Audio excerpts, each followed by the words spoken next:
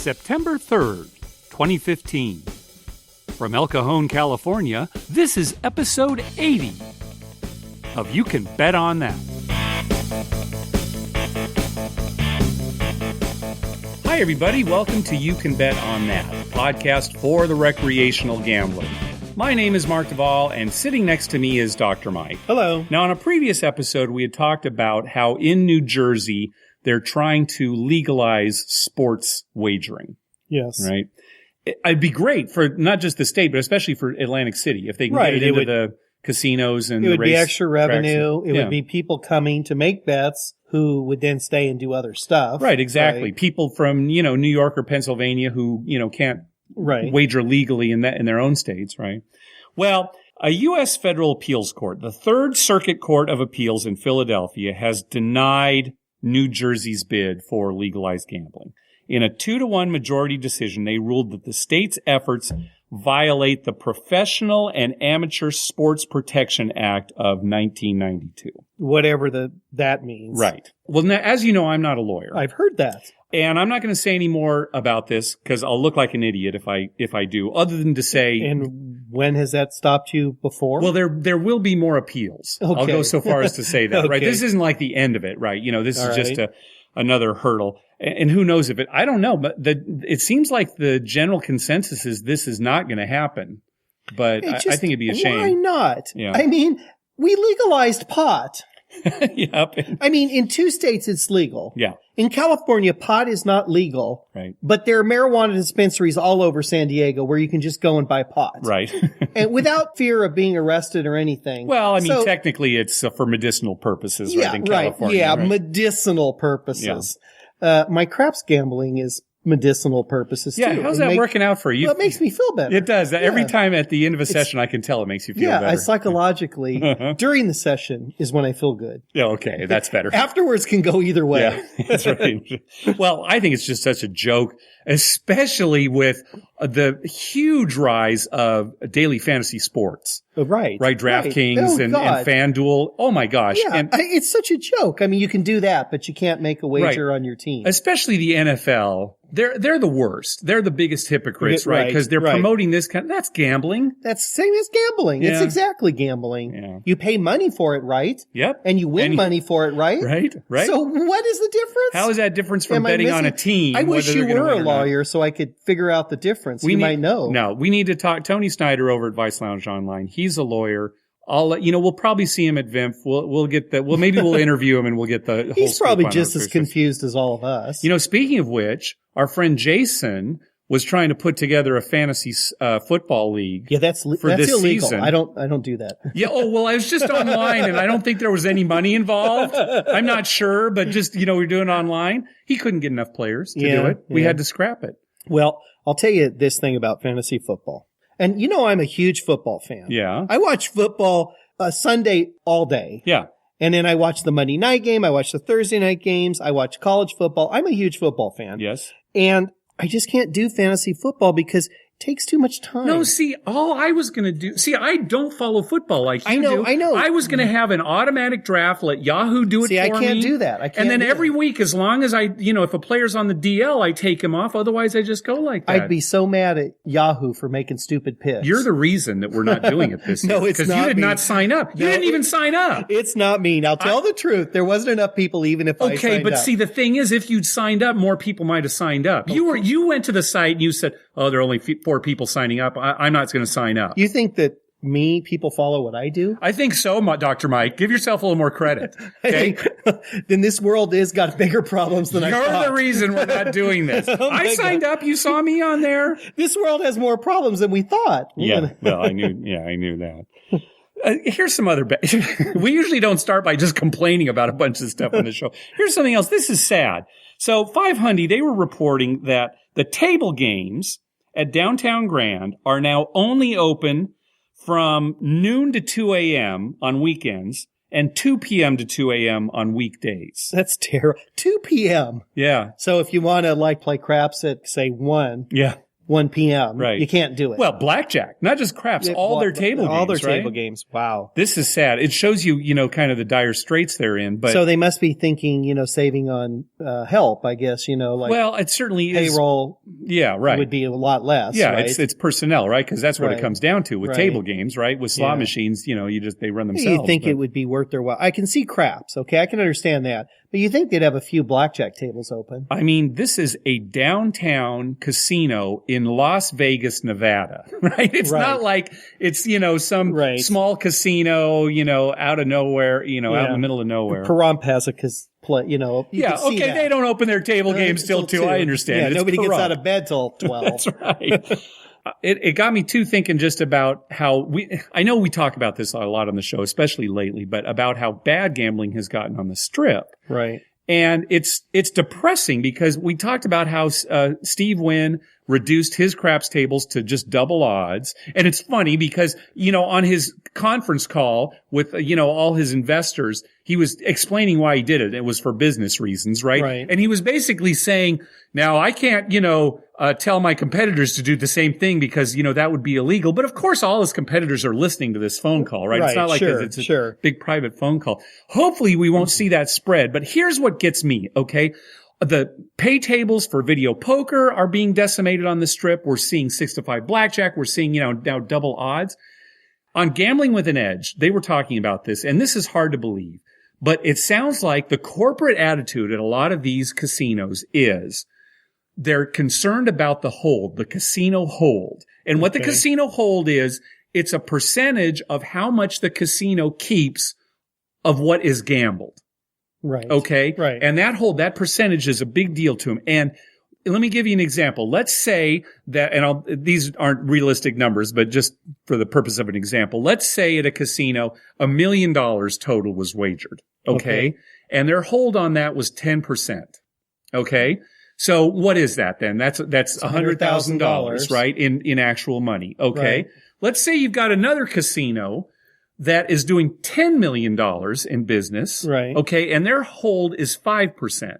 So their hold's not nearly as good, right? It's half of what the hold is.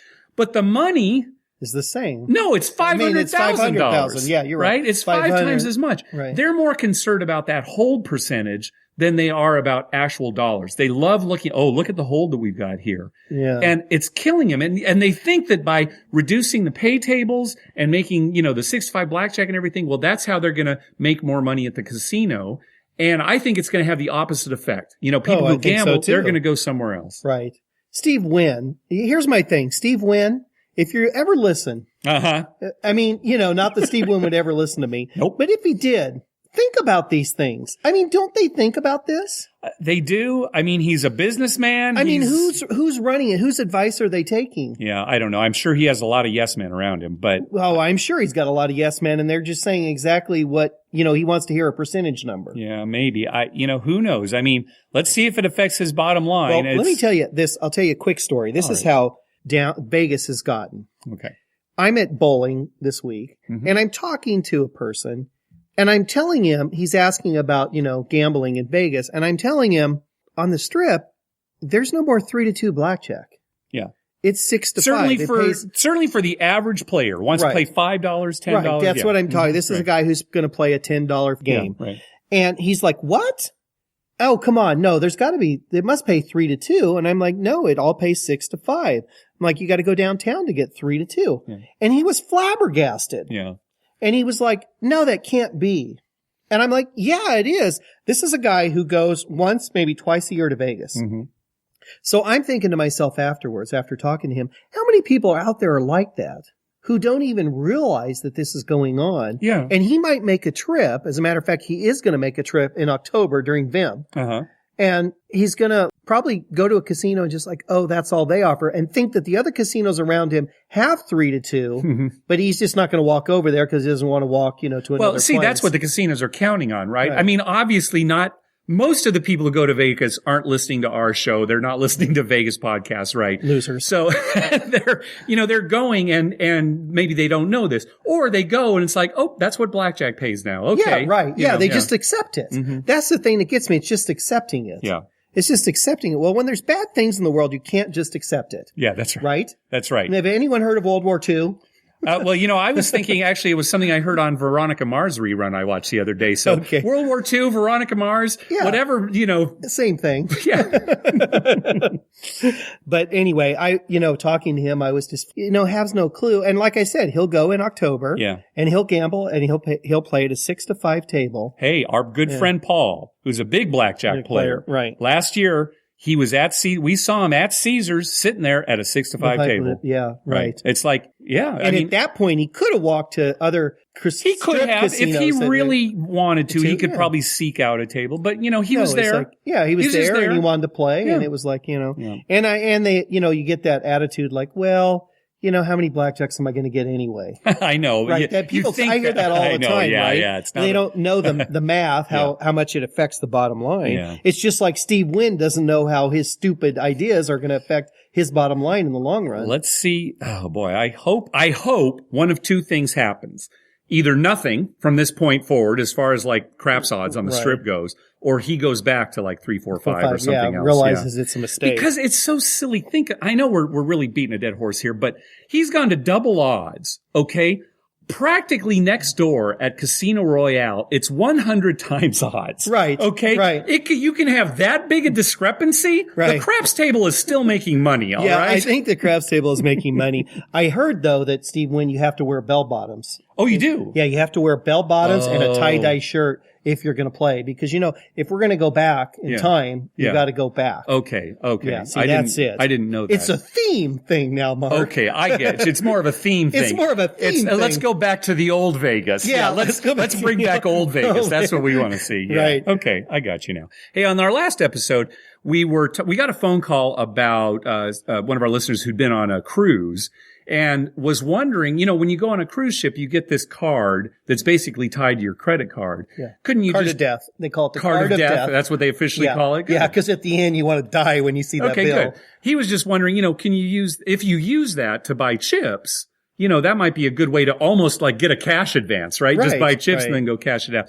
Well, it's funny because we recorded that episode early, and after we recorded that, but before we actually posted our episode, on an episode of Gambling with an Edge, they, just as kind of an aside, were talking about cruise ships and, getting chips with your credit card. Right. They said that at least on one cruise line, you get charged 3%. Which makes sense. Yeah, of course, sure. Yeah, then nobody's just going to get chips and cash them out. Yeah, exactly. So anyway, wanted to follow up on that in case. It is nice though that you can put it on that card because there's no limit on that.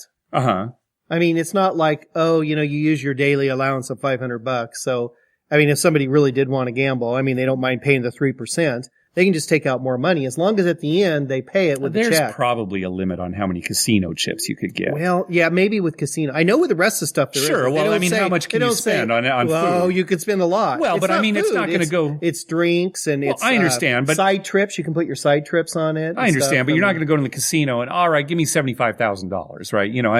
I don't know. I don't know about that. Hey, thanks to everyone who's been clicking through our Amazon link. Remember, when you're going to buy something through Amazon, go to our page first, youcanbetonthat.com, and click through our Amazon link at the top of the page. That way, when you make a purchase, we get a little kickback that helps cover the cost of hosting the show, and it doesn't cost you a thing. You'll pay the same price just like normal. Let's go to our voicemail hotline. Don't forget, call our hotline at 951-292-4377. That's 9512-WAGERS. 9512-WAGERS. And maybe we'll play your clip on the show. First up, Kevin. Hi, Mark and Dr. Mike. This is Kevin from San Antonio. I just got back from Las Vegas. Had a great time. Went on a crazy roll the last night. Started at Mandalay Bay, cashed, ran, went over to Luxor. Craps were hot over there. Ran over to Planet Hollywood. Again, the hot craps table. Got a little bit. Ran to the next casino. Cromwell. Again, awesome. And then finally the Bellagio, where everything was going crazy in the craps table. So I'm texting my wife pictures of all these chips before I cash them, and I ask her where to go next, and she says, Excalibur. So off I go, and that was the end of the streak. It was a heck of a streak. But interestingly enough, Excalibur had two $5 tables going. They're both pretty full, actually. Late on a weekday night, but kind of interesting if anybody's looking for low, and they had normal odds. Anybody's looking for cheaps, craps on the strip. Also, a quick question: we were downtown and noticed that they had a craps tournament at the Golden Nugget. And I think you've mentioned it before, but I guess not much detail. Any strategies for playing that? I mean, is there anything to look for? The little information they had about it had hardly any rules, which is really frustrating. But it did say that if you won one of the top prizes, you had your choice of either cash or promotional chips. And why would anybody choose the promotional chips when you could have the cash? That's the same amount too. It's either 10,000 of cash or promotional chips. Why not take the cash? Love the show. Thanks, guys. There's no reason to take the promotional chips. No, if that's the thing, if it's the same. Now, if it was like, oh, you get, 2,000 cash or 10,000 promotional chips. Yeah, right. Then you might think about those promo chips. Yeah, right. But no, why you would always take the cash. That's so funny because Bob Dancer on Gambling with an Edge was saying recently that in some cases he prefers free play to cash. And I was trying to think of why that would be, because if you've got cash, you can play that just like free play. Right. Or you can go buy something. So maybe I know. missed something, but no, there's no reason to take the promotional chips. I wouldn't see it. If it's the same amount, like you right, said. if it's the same amount and everything being equal. Otherwise, you would always take cash. Yeah. Now, as far as tournaments go, I haven't done a craps tournament. You have done a couple. I have done you've some. talked about a little bit. And there's no strategy.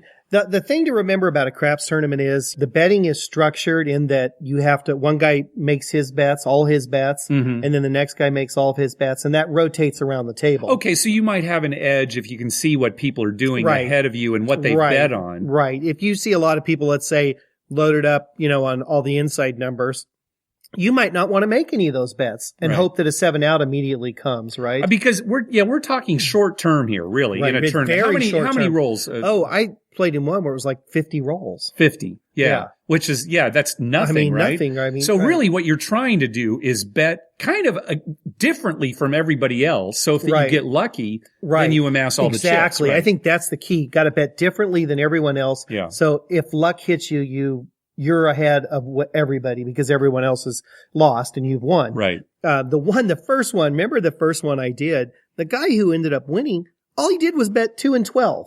Yeah, right. See, and he just happened to catch a table.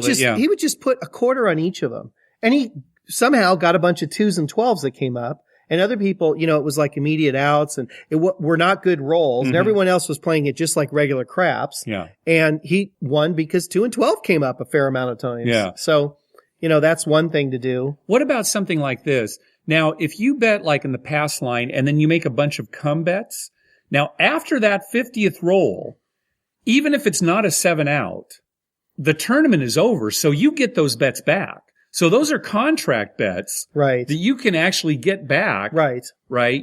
So well, when you know that it's coming down to the end, that's probably not a bad way to go. And avoid the don't because you'd have the exact opposite problem, right? Right. You'd have an edge on those bets and then suddenly you just get them back. Suddenly you just get them back. Yeah. So maybe so what we're saying here is these contract bets, when a come bet moves up to a number, it still just pays even money, but the chances are you're going to lose it, right? It's always easier to roll a 7 than one of the numbers. Right. But after, when that 50th roll is done, they'll just give you those bets back. Right. That doesn't happen at a real craps table, right? You get all that back. Another interesting thing about craps tournaments is that, as you're counting the rolls, and they usually had the ones I played, and they had a marker, and it was like 1, and they flip it over 2. So you could always see what roll you were on. Mm-hmm. Well, as you got down to like the last 5 or 6 rolls, people did really weird things, right? Because some guy's way behind, so all of a sudden, he's got the max he can bet, which maybe might be $200 on a 12. Yeah, right. A 1 roll 12. A 1 roll 12 or something. Right. He's just hoping, please 12 come up. I make a boatload of money. I squeak into the, and it's structured where you move on. So you might have a table of, 16 people and then, the top 3 are going to advance or 4 and then they wind down till they get to a final table. That's what it would really help to be last to act too. It's like, well, nobody bet in the field, no problem, right? I'm putting my entire stacker as much as I can in the field, right? And they do have limits on how much you can bet. Sure, it makes sense. Yeah, of course. They have to, otherwise, There's like a minimum too. You can't There's just a minimum too. You have to have some action. I think it was $5 though. It was like you have to make at least one $5 bet. All right. So, you put $5 in the field and that'd be it. And, of course, craps tournaments, like blackjack tournaments, like any other kind of tournament, they're going to have their own rules. So, what we're saying might not even apply to the kind of tournament you're in. They can do it any way they want. Yeah, right. But now we both played in blackjack tournaments. I think that's a little easier to figure out. Well, it depends. Now, see, the thing is, you played in a blackjack tournament where it was just whoever had the most money at the end of the round went on, right? That's just where you're one doing person on a crazy things, table. right? Doubling down on blackjack and splitting any cards you have. Right. Whereas opposed to ones that I've played with you in, it's where you're trying to be like the top at your table, like the top two at your table to move on to the next round, right? And sometimes betting virtually the minimum, whatever the littlest amount you can bet is, works out because everyone else busts, and you did too, but you only lost $5. They all lost 100. Yeah. So that kind of thing. Yeah.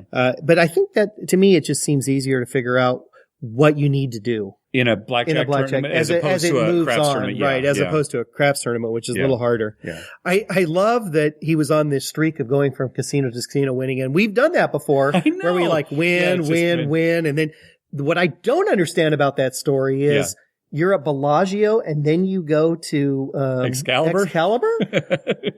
That's a long ways away. I know it's a long ways. That's worlds away, not just in actual distance, but in attitude. In attitude. I mean, it's funny to go from those two places. I'd say start at Excalibur and work your way up. And then take those you-know-whats at Bellagio for all they're worth. Yeah, exactly. That's all right, let's hear from Dave. Hi, this is Dave in Redondo Beach. I was just listening to this week's podcast and talking about learning craps. I was thinking back to maybe, 10 or 12 years ago, my wife kind of wanted to play, but was always intimidated, and I kind of knew, but not enough to teach her. And we just happened to be waiting for friends one morning, and at wherever we were staying, they had free craps lessons. It was maybe 10:30, 11 in the morning, and they did a really good job of explaining it. And then obviously right afterwards, they have a bunch of nubs, and they just opened up the table and started playing. But they did a really good job. So, if someone's interested in learning, I would just inquire, like, if they know, if their casino is giving the lessons, or, if maybe a neighboring one that they know of, or if it's kind of in a big company like a Caesars or someone like that, if another, someone in the chain is doing it, because that was super good. And now my wife plays almost nothing else because she just fell in love with the action, and it's great. Have a great day. Yeah, that's a good suggestion. It really depends on the casino, but a lot of casinos have craps lessons like at 10 a.m., 11 a.m., usually, before noon, that kind of thing. Right. A lot of them are weekday lessons too. Right. Sometimes not on the weekend when they're busy. Well, not on Friday and Saturday. You'll see them on Sunday. Yeah. It's the kind of thing, though, where you never know, because the casino's the one who's teaching you the game. So, how much information, I'm sure in most cases you're getting good information, but, they're going to emphasize maybe some bets that you should stay away from. And sometimes when they're explaining it, they don't kind of start from the basics, and I don't know.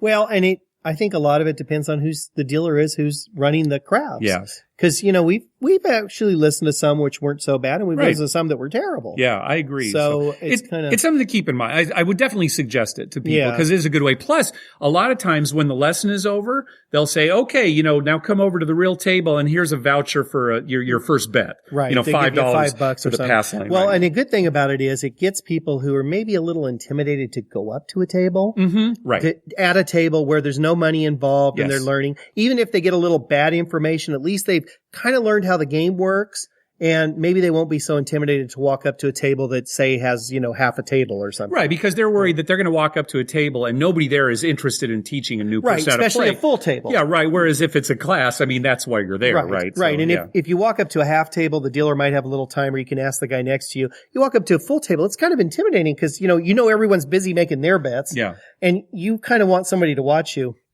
I was talking to a patient today, David. It's the guy that we saw a couple of weeks ago at the casino. Mm-hmm, remember? Yeah, sure. He was there. And he came back for another appointment today, and we were talking, and he said he didn't play much that night. They mostly ate and, did a few other things besides gambling. But he said, one of these times I want to play craps. I played once in Vegas with my nephew, and he knew how to play, and he kind of held my hand through it and taught me some things.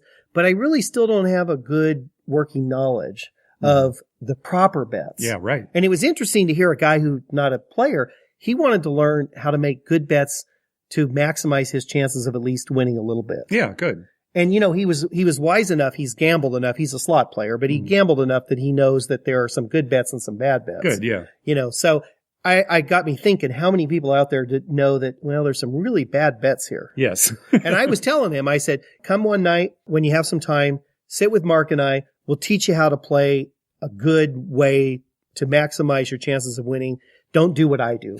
Don't do what you do. And do what I told do. him, do what you do. Don't do what I do. Yeah. I told him that right off the bat. I said, because I go in for some of those crazy bets, and sometimes it works out. I win big, and sometimes I don't. But well, let's talk about it, because we've got a we- phone call coming up where we can talk a little bit more about that. But you know what? This is a good time to talk about VIMP too. I'm going to go a little bit off from our schedule here, our show notes here. Yeah. So just don't want to throw you for a loop All here. right. But if you really want to learn the game from two super great guys, come to VIMP. Who are they? Dr. Mike and Mark, supposedly good guys. Just ask Adam over at Vegas Fanboy. There you go. And we will teach you how to play the game. We'll tell you what the best bets are, what things to avoid, etiquette, everything that you need to know. Now, you and I were talking about this. We were thinking, well, maybe we'll do it like on Friday or Saturday morning, maybe about 10 o'clock. Let's do it both days. Okay. Let's just do two of them, right? I think the plan right now is 10 o'clock each day, Friday and Saturday during VIMP. And remember, VIMP is October 16th through the 18th. So 16th is that Friday. 10 o'clock at Golden Gate, right? We'll just be in there. We'll give craps tutorials. We'll play with you. We'll show you how to do it. And it should be fun. Yeah. Yeah. That'd be good. And maybe, we'll just play with their money. That's I've seen that before too, where people have like hired other people to show them how to play. All right, now make a bet for you, make a bet for me. Yeah, right. No, we won't do that. We won't do that to you. But don't forget, VIMP coming up very fast here now. We only have like 3 more episodes before I think it's like we're going to be there, 6 weeks something like something. that. Yeah. Don't forget the 16th through the 18th in October. The main event is going to be Saturday at the D showroom at 2:00. That's going to feature the Vegas Gang and 500 by Midnight podcast. We're going to be doing our podcast along with Denton, Dallas, and Beyond in the D showroom at 2:00 on Sunday while a live bingo game is going on. Live bingo. You can't beat that. Live bingo. Yeah. That's what I like. It's live bingo. It's not like a bingo machine or a Keno machine. It's live. Oh, I'm so fired up for bingo. Yeah. 03. Say 03. You're so off that I'm thinking, why is he saying 03? I'm thinking 2003 because 03 means nothing else. There's nothing else 03 could mean. All right, let's move on. Let's hear from Marty. Hey, Mark, Dr. Mike. It's Marty from Northern California. I just got to listen to your last show talking about the gentleman who had a assistant casino manager walk up to him and ask for money back. I've actually got a story that's very similar to that, but on the other way. One night, late at night, or actually early in the morning, at Planet Hollywood, I was playing for a long time there, cashed out for $4,535. And they counted it down. I watched them count it down, and they mistakenly gave me $3,545. I may have been drinking that night, and I picked up the money and started walking to the cage. I got about 10 feet from the cage, and Charlie, who's one of the floor people who I've known for years in the dice pit at Planet Hollywood, comes over and taps me on the shoulder and says, "Hey, Marty, we underpaid you by $1,000. We need you to come back to the table." And so I walked back over to the table, and Lisa, the casino manager who's there on swing shift, came down, and Charlie explained to her what happened, and she went upstairs and watched the tape and came back down and said, "Hey, Marty, we are really sorry. We counted it out right, but then we shorted you one yellow chip." They gave me the yellow chip, apologized again, and told me how much they appreciated my business, that it would never happen again. So sometimes it happens the other way too. And so I guess the moral of the story is when they count up your chips, and then when they pay you off, you probably ought to make sure you've got the right amount of yellow and pink chips before you walk away from the table. Anyway, love the show, guys. Really great. I heard you guys talk about Chicago. I've played all over the world, and I also love playing in Chicago, either Harrah's, West Chicago, or out on the boat on the Horseshoe at Hammond. Both great places to play, either 10 times odds or 100 times odds on the boat. Both great places. And if you're staying in downtown Chicago, there's a shuttle that runs like every hour out to the boat. So it's kind of nice there. Even if you're staying there without a car, you can get out there pretty easily. Have a great one, guys. Great show. Take care. Yeah, I don't know if we've talked about this, but the Horseshoe Hammond, there's no hotel there. No, it's a boat. Right. So, Yeah. if we've talked about, maybe going there, but yeah, they've got like a list of hotels that are kind of affiliated with them, but yeah, there's no Right. hotel right there. So That's a great story. Yeah. I love that they actually came and did that to him. It restores your faith in casinos. yeah, Right? Well, he'd already walked away from the table. Yeah, he and they said he was still- almost to the cashier. Yeah. So he could have theoretically cashed out and, walked away. And now he knows the people there. So they might have hunted him down or next time said something. Right. But still, I mean, for them to come up and Well, say it's something- great that, I'm trying to imagine what was going on at the table after he walked away. It's like, Right. wait a second. I mean, they continued to talk about it, right? The box man probably did a quick count. Because usually, Well, no, he said the count was right. They just gave him the wrong chips. no, but if they didn't give them enough chips, Oh, then when they count their stacks back there, yeah. you know how they're constantly like looking back. How many black do you have? Yeah. How many purple do you have? They probably did count and say, wait a minute, we got one too many yellow. Yeah, you're right. That's probably it. It's probably like, what oh my it gosh, was. what did we give him? What did we And drop then there? the dealer probably thought, oh yeah, maybe I didn't give him, But the it's right great amount. that they went back and then they had to watch the tape. Because at Right. that point, it's like so much time has gone. But yeah, Right. you can't just Well, go to no, the you pit gotta for watch the $1,000. tape. But yeah, if yeah, it that's had a great story. $10, it's a different story. $1,000, they got to watch the tape. Yeah, good But story. yeah, good story, and I'm glad to hear a positive thing. I know. I mean, that last one was so bad. I know. So God, egregious. I keep thinking about that, and I'm going to bring it up again because the SLS is kind of they lost a lot of money last year, and the general consensus is I kind of like SLS. We actually enjoyed the casino quite a bit. Yeah, we had a fun time. The room was way too small. I would never stay God. there again because of the No, room. no. But now when I hear a story like this, it's like, do I ever want to go back there? It was so bad. And, folks, if you didn't hear the story, go back to our last episode and listen. But basically, a casino manager insisted that a player give money back for a bet that had already happened minutes ago. So, quite a long time earlier. Yeah. Those rooms are very small there, though. Yeah. Seriously, I wouldn't stay there just because of that. They're old Sahara rooms. They're old- It's yeah, too bad because it was and a you get nice kinda enough room. It was used- just, you in get the used to day, bigger we rooms. wouldn't have even have noticed years ago. Right. But now we're like kind of spoiled. I mean, Yeah. we're pretty big guys. We Yeah. want a room that, we don't actually bump into each other. That's right. Exactly. Okay. Up next, DJ. Hey there, Mark and Dr. Mike. This is DJ from New York. First of all, I just want to say thanks so much. I picked up your podcast while I was studying for the bar exam. And as you guys probably know or have heard from people who have taken it, it's not that much fun. So it was great to just go for a walk and listen to some of your stories and learn about craps. Wasn't much of a craps player prior to listening, but definitely got into it during the podcast. So it provided a great escape and just want to say thanks for that. But anyways, wanted to talk about a trip that I just took. Got back from Vegas about a week ago. Stayed at Caesars for a family reunion. I have a bunch of family that lives out on the West Coast in LA. So a great place to meet. They're gamblers, so it works out really well. So I just want to say right off the bat, I got a player's card, based on your recommendation to do that, and was offered the credit card. So was able to upgrade to platinum right off the bat. So that was pretty cool. And then one quick funny story. I wasn't really playing a whole lot at Caesars because of the $10 limits. So I headed over to Harrah's, which was more within my bankroll. So from a book I read and listening to you guys, I kind of learned the game and was playing at a $5 table.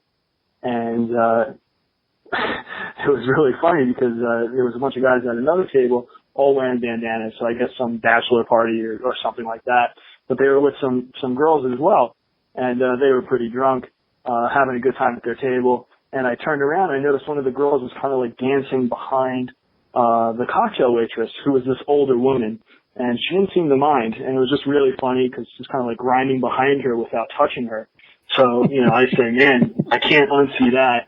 And the girl kind of smiled, came over, and while I was playing craps, she spanked me and then just ran away. So kind of a funny story for one of my first times playing craps. But anyways, love listening to you guys. It's just such an awesome podcast. Appreciate you guys taking time out of your day to do it and uniting us fellow crap players. Anyways, take it easy, guys, and have a good one. Okay, nobody is ever going to beat that story on a voicemail. Mark and I laughed. I mean, we were in the car when he first played this for me. I were in the car. I laughed for 15 minutes. I kept thinking about that. Oh my God. Kind of grinding and then just come on over. She's dry humping the cocktail waitress and then she comes over and slaps him. Second of all, I want to ask TJ, what happened after that? I mean, I want to know the rest of the story. I think if, I'm married now, so this wouldn't happen. Yeah, you're not getting spanked in Vegas anymore. I'm not getting spanked by a lot. women on your butt. But I'll tell you what, if I was back when I was single and some girl came and spanked me, I think I'd follow that up with something. That's a great story. Yeah, that's good. And, it's funny because how many things have we seen in Vegas that we'd like to, we can never unsee. We'd like to There's see things him. we'd like to unsee. See. That I would have liked to have seen, though. Yeah, I'd like to keep in my memory. Yeah. All right, one final call from Matt. Hi, Mark and Dr. Mike. This is Matt from Indianapolis. Been listening to your podcast for a long time now and really enjoy it. Thanks for all the work that you do. I have a quick question. Both of you have alluded in the past to the different ways that you play craps. Dr. Mike, I know that you typically like to play the hard ways and maybe from time to time go into some other proposition bets. But I was wondering if you both could just explain a little bit further about exactly the system that you use. It may not be, the martingale or something specific, but kind of your approach to craps. And if you wouldn't mind, talk a little bit about how you play at the beginning of a session, and then maybe if you get up money or get down money, how that changes your play.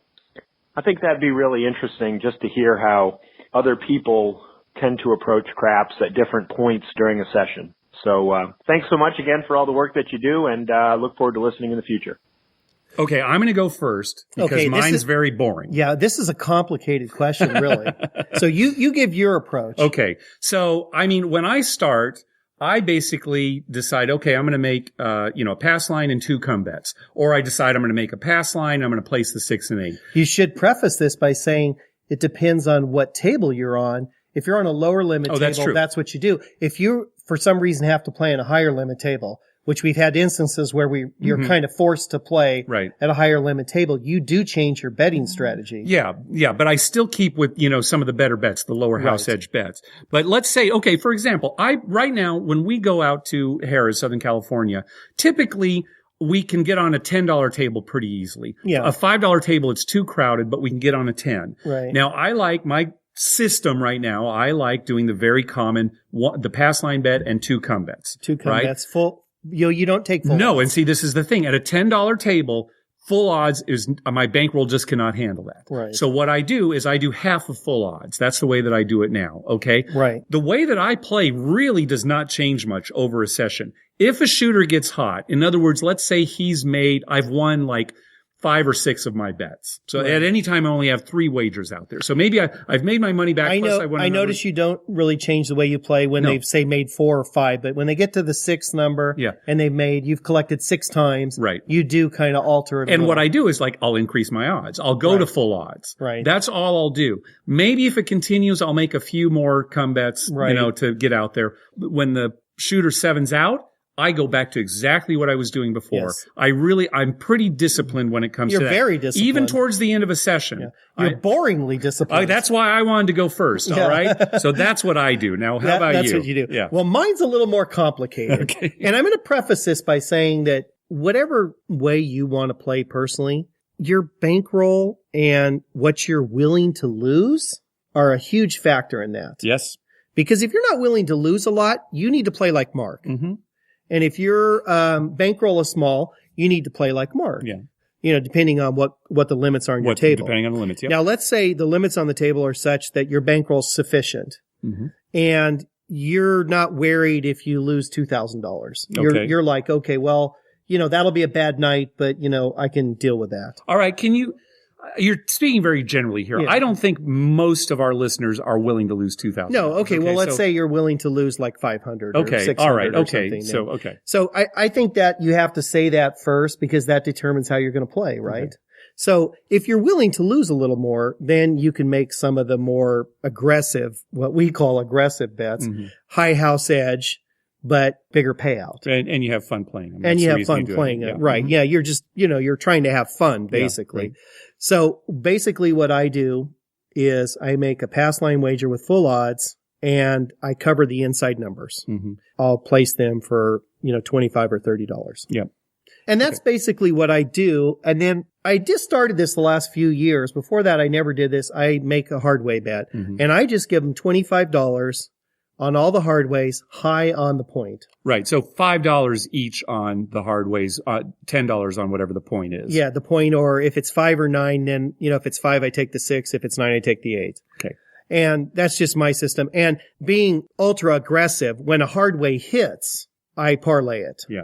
If it comes easy, I replace it. Yeah.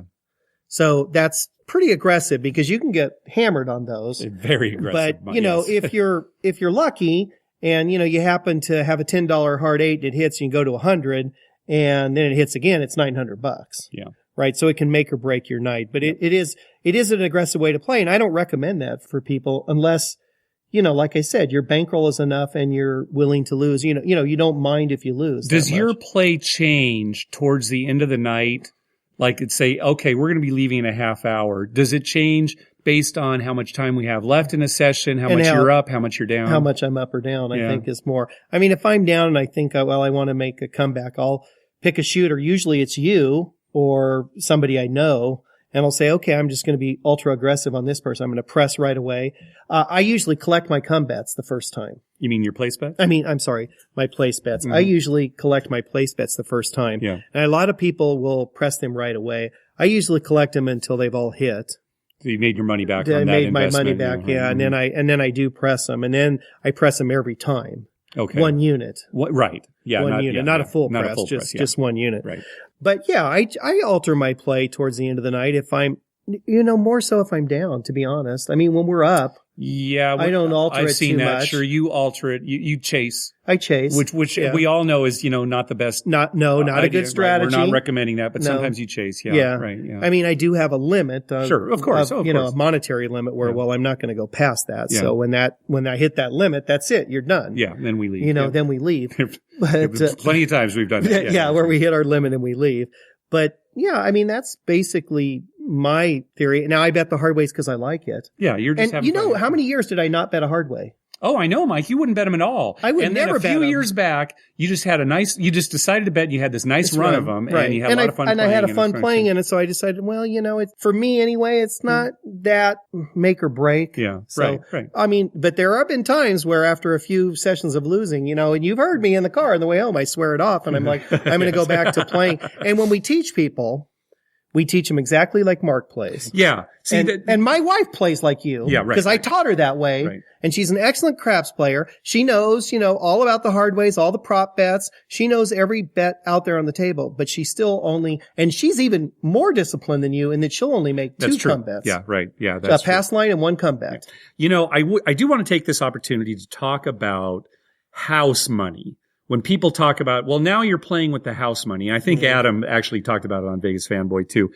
You are never playing with the house money. No. That's your money. Right. Okay. Now, I've been victim of this too. It's like, oh my gosh, I've won so much now. Now I'm going to bet a lot more because I've got more in front of me. Right. That's part of the fun of playing. Right. So, that's fine. But never think. Right. You're deceiving yourself if you think it's their money. You know what I always think of, Mike, the old game show, Deal or No Deal? Right. The way that people played that game was so poor. It's terrible. Because, terrible. they'd have, the banker would say, all right, I'll offer you, $70,000. Right. And they'd say, oh, well, no deal. Do you think that person would have, for some other game show they say, oh, bring us $70,000 of your own money and you can risk it on this game show. No. Nobody would do that. But in fact, that's what they're doing. The banker said $70,000. So that's theirs if they want to walk away. Yeah. And I would be yelling at this. Of course, it doesn't make for very good TV when people walk away. I understand that. Right. But I'm yelling at the screen just like, leave, just walk away. I'm right there with you. And you know what I would always tell Lynn?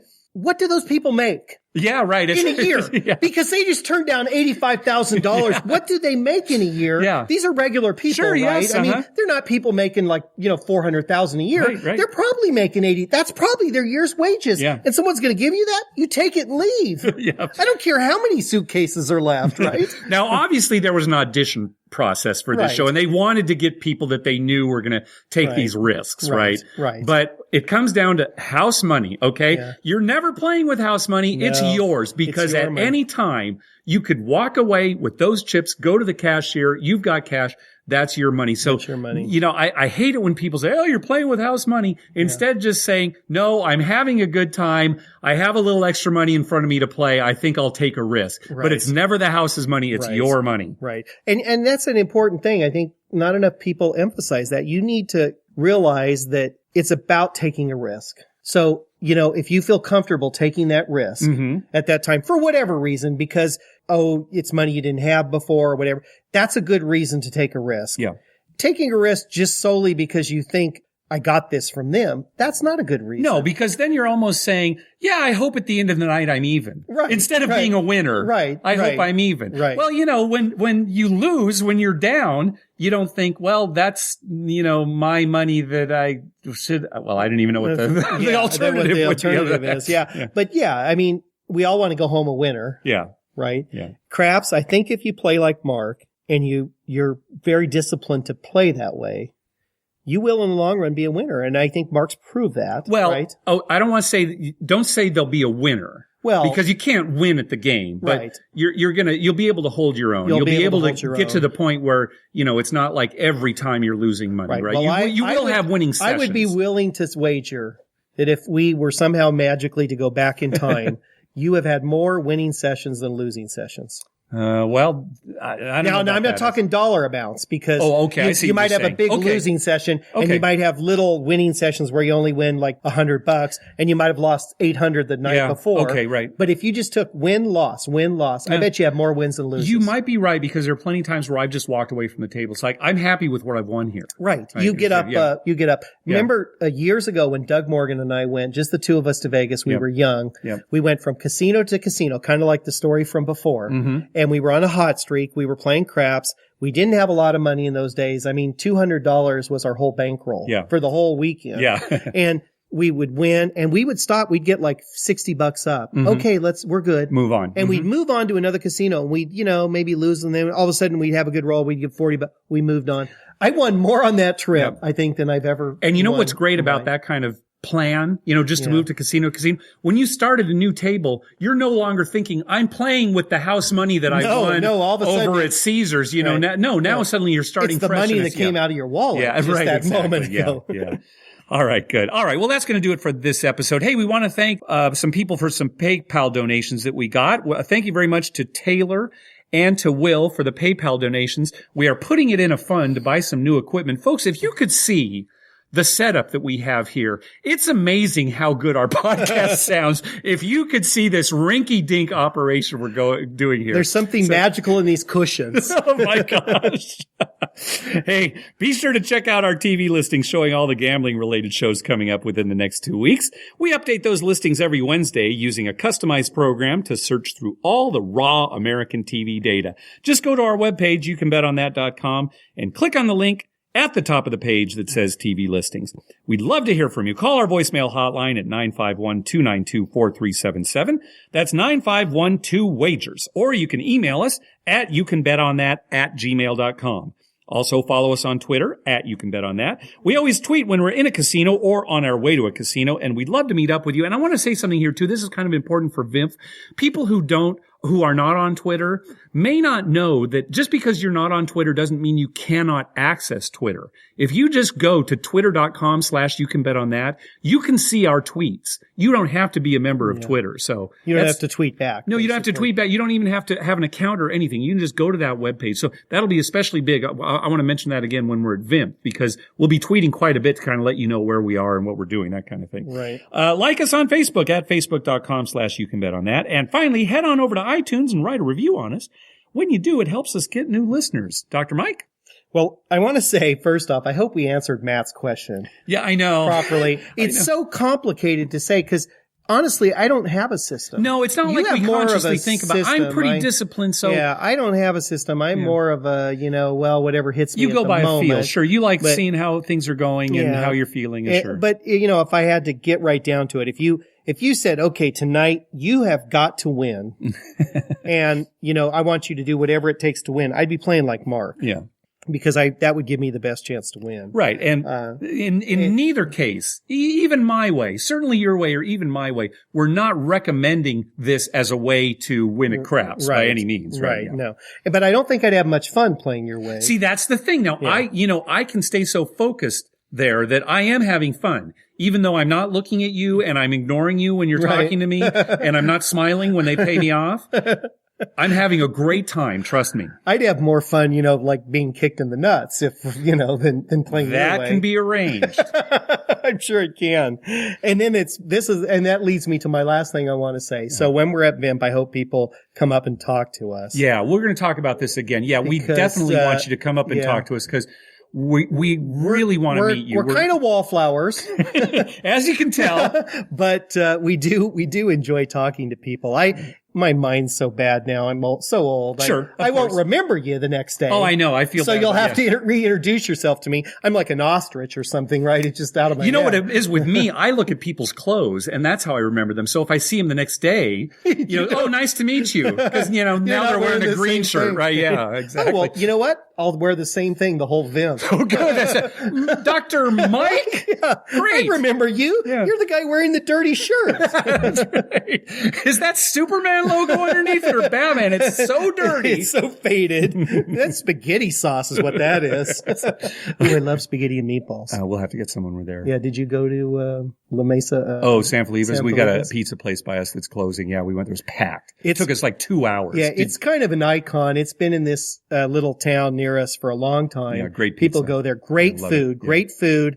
The world's tallest urinal. It's the highest urinal you've ever seen. Yeah. Some people will not be able to reach it. The plumber who put it in had to be 7 feet tall. Yeah, it's Because crazy. he was using his own height. It's like, oh, well, this is about right. Yep. I mean, you're shooting up. That's what I'll probably miss the most. Yeah. All right. I go there just for that urinal. Thanks for listening.